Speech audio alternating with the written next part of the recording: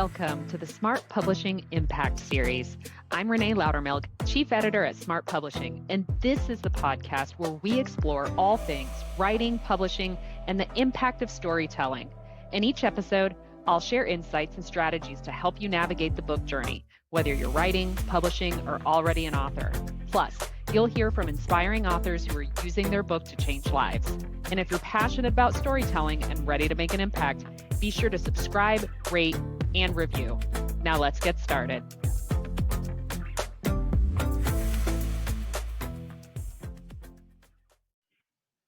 Hello and welcome to the Smart Publishing Impact Series. I'm your host, Renée Lautermilch, and Chief Editor at Smart Publishing. And today's episode is a re-record. I actually did something similar to this last week, and when my executive assistant was working to publish it, she noticed that the last 7 minutes of it was cut off, even though I was recording it in Riverside. Everything looked like it was good to go. At 7 minutes until finish, it just stopped recording, didn't let me know that it stopped recording. So of course I kept rolling, and it was to the point to where there was enough important detail that had been cut off in that time period to where it just didn't make sense to even edit the episode without the information that was in that section. It was a scrapper, so we scrapped it. We reran episode 8, which is the top 5 publishing mistakes, an oldie but a goodie. And so now I'm back trying to do a truncated version of the same episode, hoping that I won't run into the same issue. I even created like a new project folder in Riverside, thinking, well, maybe I just had too much content in the other project folder or something.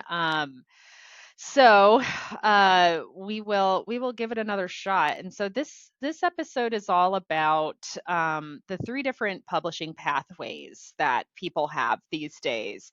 A lot has changed in the last even just 10 years, where the accessibility of self-publishing has become more accessible than ever before. I knew quite a few people in the past who had published books before the innovations made in on-demand printing, and it was such a huge undertaking, both financially and just logistically, because a lot of the service providers in that space before on-demand printing would require you to buy anywhere between $5,000 to $10,000 worth of inventory. That is aside from a setup fee that you would have for the printing of your book. And so you'd have these authors who just have boxes and boxes of their book sitting in their garage or sitting in their attic somewhere. And then as orders are coming in, they're the ones directly having to fulfill and ship those orders. And so now all of a sudden they've become their own storage warehouse and logistics unit. Thank goodness those days are over, and it is easier than ever to self-publish your book.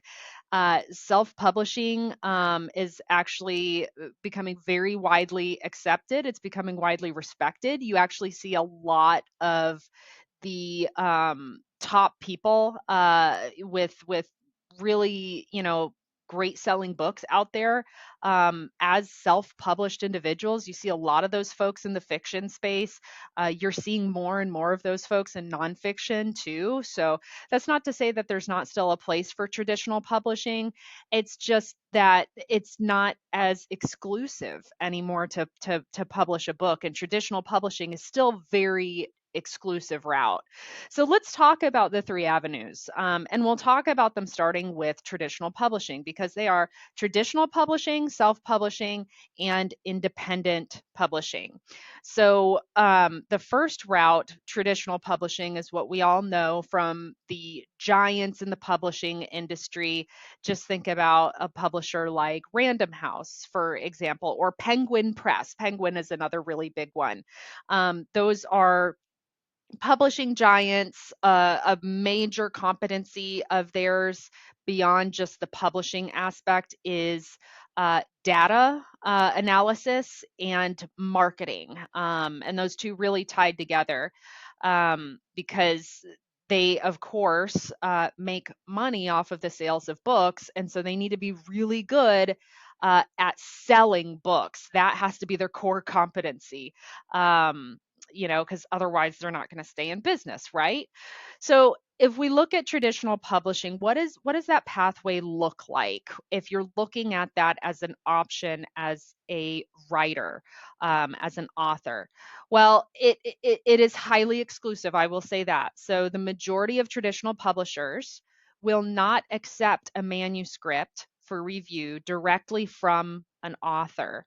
What you actually have to do is you have to do what's called querying, which is sending um, basically like a cover sheet and information about yourself as an author along with your manuscript to a literary agent. Now, a literary agent can either be an individual person or it can be an agency. But you have to get signed by a literary agent who then is the one who, on your behalf, they're like your intercessor. They approach the traditional publisher with the proposal and all the information about your book and the manuscript.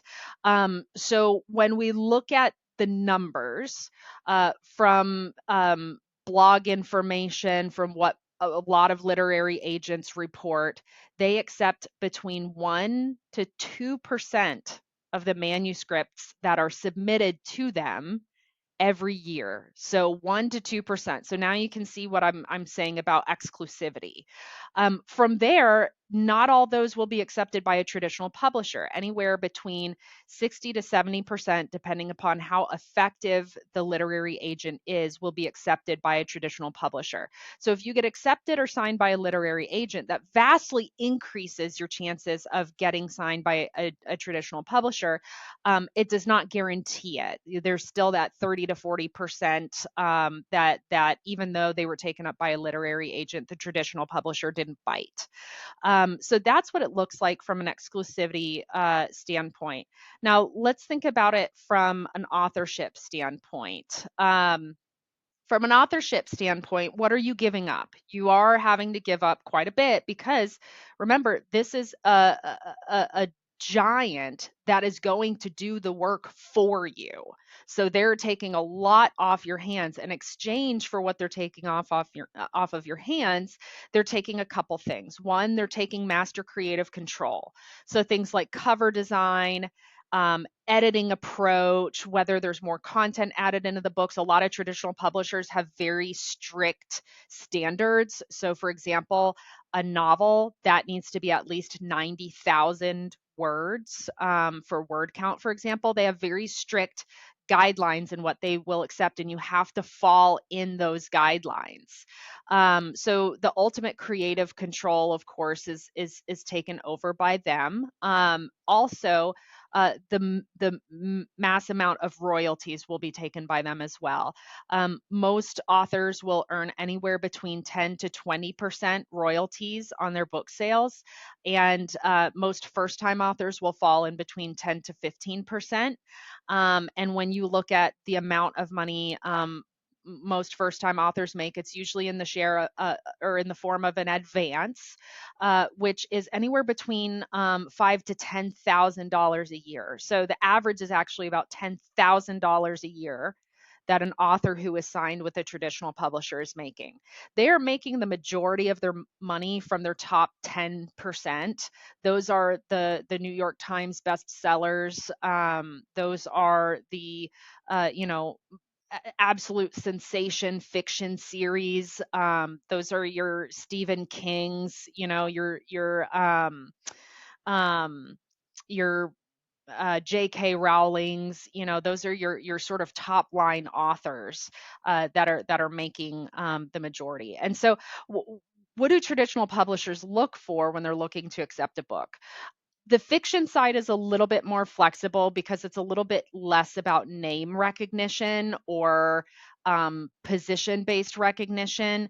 And nonfiction, they're typically going to look for somebody who, if it's a research-based book, they're going to look for somebody who is, a researcher or a professor or something like that at an Ivy League institution. It has to be an author who has a lot of credibility or a built-in following. They will also, of course, do memoirs by celebrities, politicians. So they're looking for marketable books. And in nonfiction, that often comes from people who already have some kind of recognition. And fiction, like I said, it's a little bit more flexible. They're looking for something that is highly marketable, highly engaging, is going to get an audience. So a little bit more flexibility there. Because at the end of the day, a lot of the data that they have is around what they can charge on the book, what they can, I don't want to say get away with charging, but what they can reasonably charge on the book to get the amount of sales that they need to get a return on investment. So that is also why things like minimum word counts even exist to begin with, because a lot of their data comes from sort of the traditional book sales place, which is a physical bookstore. Very few people buy their books from physical bookstores these days. Amazon is actually responsible for over 60% of book sales worldwide. And unless you're in New York City, Amazon is not a physical store. They're actually, at least in New York City, I know I've been in that. I've been in that store in Soho. There's actual like physical Amazon stores. It's really weird. They only have like some top line bestsellers in there though. It's very limited inventory. So they are looking to see like, okay, how thick does the book need to be for me to be able to charge $35 for this? Because that's what I need to charge to get an ROI. So that is really the rundown of traditional publishing, the exclusivity factor, what traditional publishers are looking for, and then the most important part that please don't spend your time querying traditional publishers. You need to find a literary agent first if that's the route that you want to go. The second route, of course, is self-publishing, like I opened this episode to start talking about. And self-publishing, thanks to platforms like Amazon KDP, which stands for Kindle Direct Publishing, although it's not just Kindle anymore, they do hardcover and paperback as well, on-demand printing. So that means no inventory. Literally, they don't print the book until somebody orders it. Lulu is another platform. They do the same. Ingram Spark is another platform. They are also on demand print. Uh, Barnes and Noble even has a platform like that as well. Although I will say between both in physical bookstores and online, Barnes and Noble is actually only responsible for about 18% of the market share. So, definitely that's why I focus on Amazon, because the majority of book sales worldwide are through Amazon, and Amazon actually has an expanded distribution feature where you can have your book available to get in other bookstores, libraries, things like that. So it's kind of the best of all the worlds. So if you look to go that route, of course, you have to make sure that you are crossing all the I's and all the T's. And let me tell you, in book writing and publishing, there's a lot of moving parts. There's lots of I's, there's lots of T's. So you need to make sure that you're having your book edited by a professional editor, because let's if you're going to write a book, like, put your best foot forward. Don't get something out there that looks all DIY shoddy. That's a representation of you, and so you want to have a professional and polished uh, representation of yourself. So that starts with, oh great, there's a spider on my desk. Let's hope it's almost Halloween season, so maybe he's getting ready for Halloween. Let's hope he doesn't attack me while I'm doing this podcast, or that'll be a new reason why I didn't finish the same episode. So you need to make sure that you have a professional editor.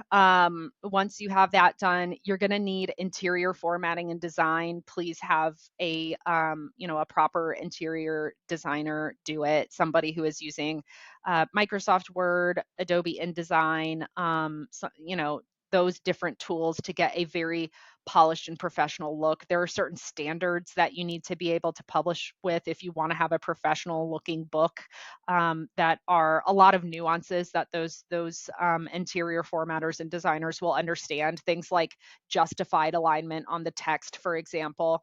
Then you, of course, need to get a really great looking cover if you are doing paperback and possibly hardcover. These need to be designed to spec.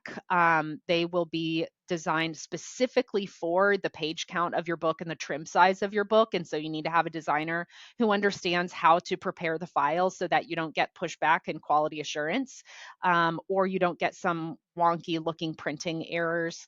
If you are looking for expanded distribution, you'll need to have a Bowker ISBN. If you don't care about expanded distribution, platforms like Amazon KDP actually provide free ISBNs. But if at a later time you decide you wanted to do expanded distribution, that makes that trickier because those are Amazon specific. You're not going to show up in a ISBN database where bookstores are ordering with an Amazon ISBN. So that's something important to factor. You need to have a professional author bio that is aligned with and relevant to your book. So if you have written books on different topics, your author bio should be slightly different for each book because it needs to be relevant to the topic. It needs to basically communicate, why did you write this book?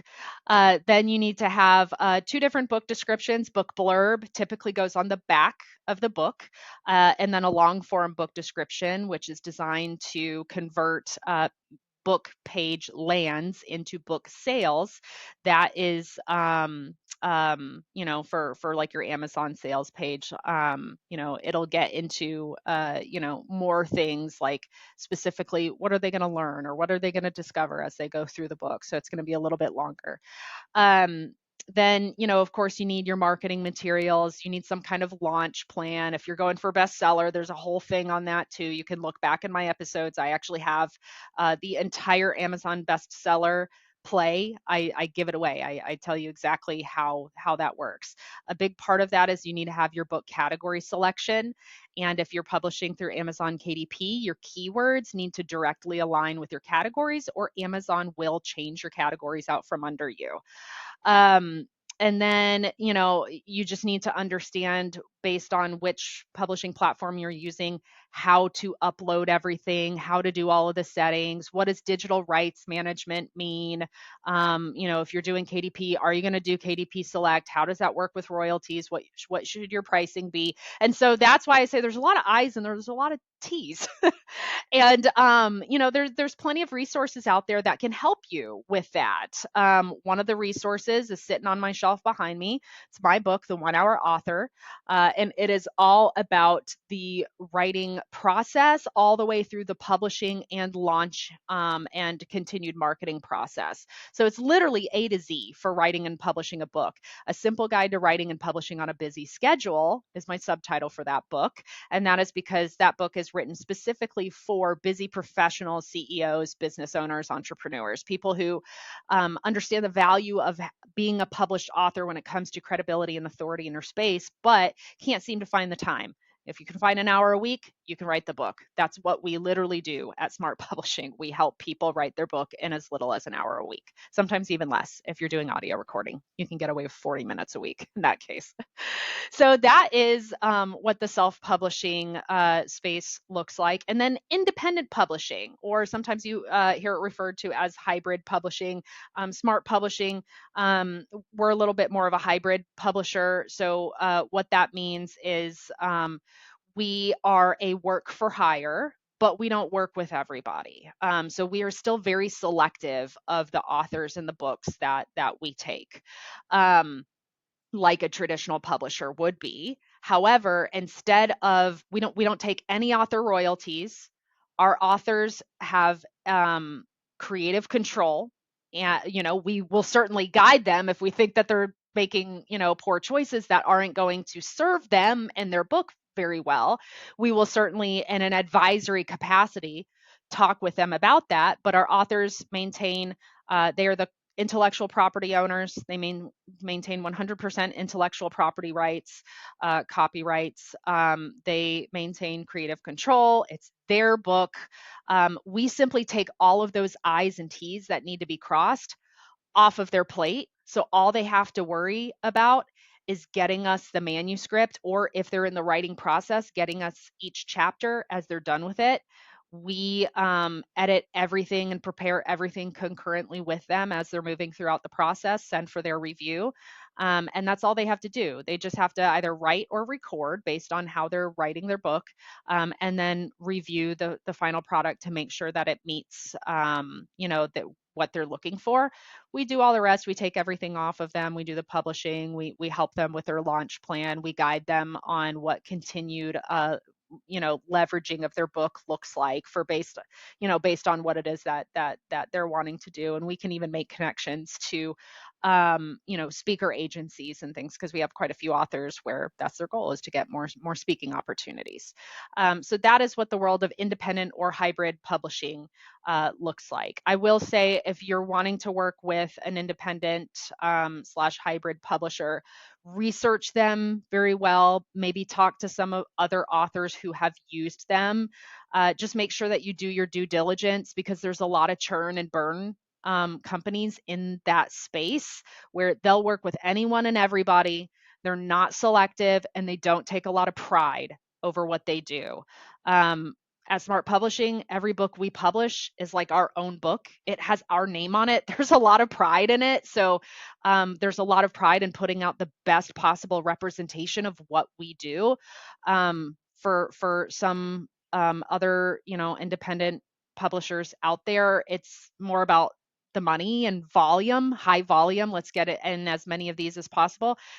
We personally prefer to work with less authors, so that we can do a high touch service and really make sure that quality is at its peak, because that's what we're more concerned with. We're more concerned with quality over quantity. So just ask the right questions, do your due diligence, talk to people who have used them. And I will also say, it's a really big red flag if the person who you're going to be working with is not the person who you talked to begin with. If you talk to somebody and they made a great impression, but then they're handing you off to some different project manager who you've never even met, and then you're not even working with that same person you spoke with again, massive, massive, massive red flag. So yeah, that is just my 2 cents from what I've seen. I've talked to a lot of authors who have, used different folks before, and out of that, I've sort of developed a few red flags that are pretty good guide poles to guide poles. Is there a guide pole? Guide posts to look at as you're choosing someone, if you decide I don't want to mess with all of this stuff. So those are your three pathways: traditional publishing, self-publishing, and independent slash hybrid publishing. Based on, how much time you want to invest, how much, how personal you want to get with the entire process. Or, if, publishing with a traditional publisher is very important to you. Hopefully, this gives you enough information to decide what that best route is for yourself. And if you ever have any questions, I always invite, anybody who listens to my podcast to send me a friend request on Facebook. That's where I am most. I am Renée Lautermilch. I am the only Renée Lautermilch in the world, so I'm the only one who will come up when you search me. Feel free to drop in my DMs, ask me questions, send me a request. You can also reach out to me on smartpublishingservices.com. We have a lot of different great learning resources on smartpublishingservices.com as well. We've got some courses. I have a massive blog.